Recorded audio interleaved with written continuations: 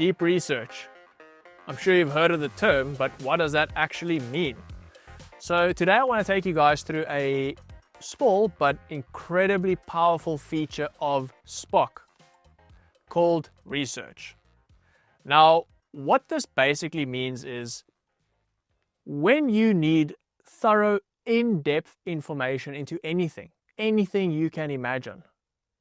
Usually it would take you hours of Google searching and you're reading through 100 websites to get the answer and you're just getting confused by contradictions, etc.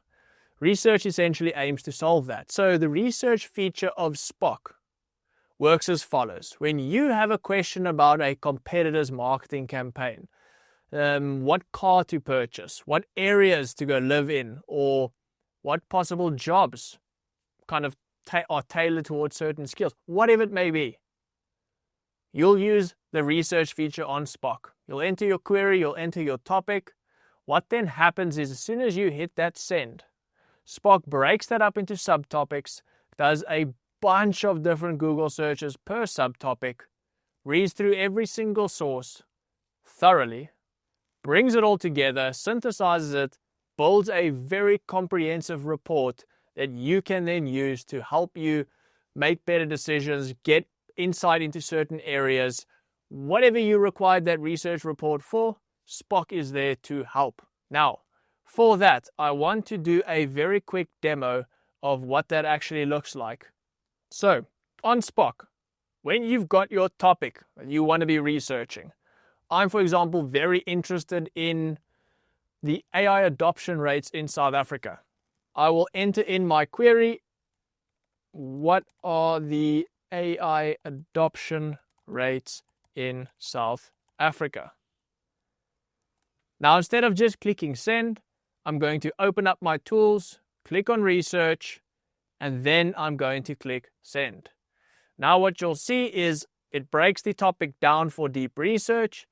This does take a few minutes, so you'll just need to be patient. It takes anything between 5 and 10 minutes, depending on the complexity and the amount of citations or sources used. So you can kind of let it run, or you can just have a look at which subtopics it's actually pulling from. So I can see AI adoption by industry sectors in South Africa, one of the subtopics. Generative AI adoption in South Africa, one of the subtopics. It's now doing a bunch of searches, creating a report, and it will then give that back to you. So while this is searching, I do want to touch on maybe one or two of the examples that may be useful, that may be interesting for you guys to think about. We've had many people use deep research to understand the very market that their business is operating in. What are the trends? What are the rates of change? What are the future predictions? What is going on in the market that I am operating in? Understanding trends, analysis, forecasts, whatever it may be. We've seen particularly useful is when people would use deep research to try and understand how AI will impact their business, them personally on a side project, whatever it may be. Very useful feature for that. We've had people use deep research when they are thinking about what car to buy. Tell me the specs, tell me everything I need to know. We've seen people do deep research on competitors, including a SWOT analysis, where are their weaknesses, where can they exploit opportunities, etc. So the deep research feature or the research feature is incredibly useful for when you need incredibly detailed information into a specific topic. Now, one really interesting thing we've seen in practice is that Spock is one of the few AI assistants that actually don't limit you at all. So you can do as many deep researches as you want on a day, on a month, on a week. Now, I see it has finished researching. That one is fortunately pretty quick. As we can see here, it's just busy with it's kind of busy synthesizing everything. And here we go. Here we can see the research report being compiled.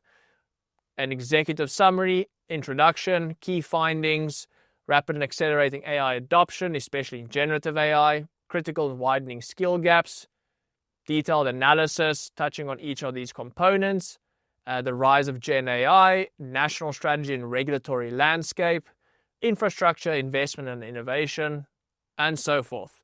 Now, as you can also see, there are citations showing you and linking directly back to the sites which it got from the research report.